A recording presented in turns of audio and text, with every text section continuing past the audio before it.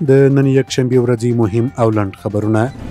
د اسلامي امارت ویان مولوي ذبیح الله مجاهد وایي چې د رسنیو قانون په بشپړه توګه چمتو شوی او د توشیح لپاره د اسلامي امارت د مشرتابه لوی مقام ته وړاندې شوی دی.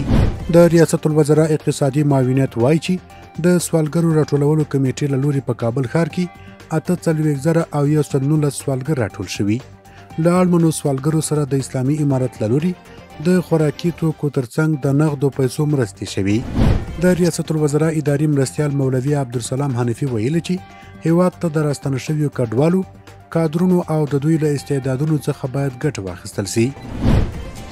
کابل کې د ایران سفیر او د افغانستان لپاره د دې هیواد ځانګړي استازي حسن کاظمي قومي د ریاست الوزرا له سیاسي مرستیال مولوي عبدالکبیر سره په لیدنه کې ویلي چې ایرانی پانګوال له افغانستان سره د کرنې په سکتور کې ګډ کار ته چمتو دی.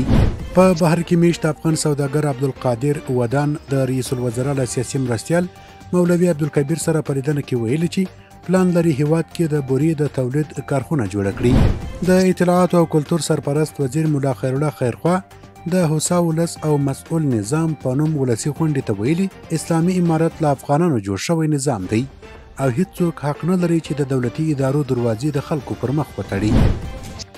د فراه ولایت د ګلستان ولسوالۍ اوسیدونکي د لومړي ځل لپاره له مخابراتي خدمتونو څخه برخمن شوي دي.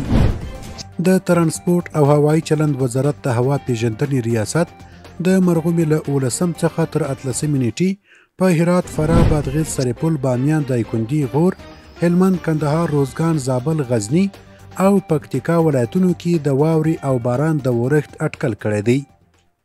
د غزني امنیتي مسؤلینو په دې ولایت کې د غلا او نورو جنایي جرمونو په تور 19 کسان نیولي. او وروستی خبر د اسلامي امارت ویان مولوي ذبیح الله مجاهد وایي چې نن یک شنبه د پاکستان د جمعیت علمای اسلام ګوند مشر مولانا فضل الرحمن د یو پلای په مشرۍ کابل ته راغلی.